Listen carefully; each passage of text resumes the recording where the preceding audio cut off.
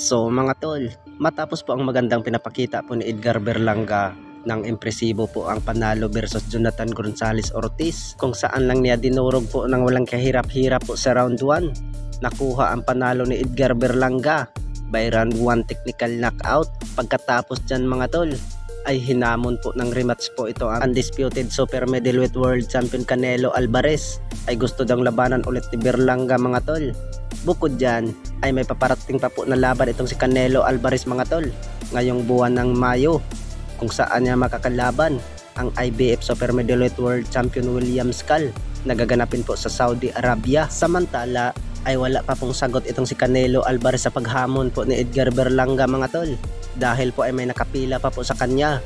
Dahil ay pagkatapos po ni William Skull mga tol ay kung sakali ay manalo itong si Canelo Alvarez ay isusunod pa niya ang undisputed super welterweight world champion Terence Crawford ngayong buwan ng September. Sa kabilang banda naman mga tol ay magandang pinapakita po ng impresibong panalo po ng WBA featherweight world champion Nick Bull versus TJ Doheny. Ay hinamon din ni Nick Bull mga tol ang 2 weight classes undisputed the monster ng Japan Naoya Inoue na gustong labanan niya itong si Naoya Inoue mga tol.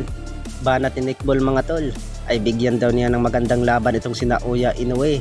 Sapat na daw yung ginagawa niya, na impresibo po ang panalo na pinapakita niya sa mga boxing fans. Dagdag pa nga ni Nick Bull mga tol ay kung ano daw ang sinasapit sa kanya ni TJ Doheny ay mas malala pa daw ang gagawin niya kay Naoya Inoue.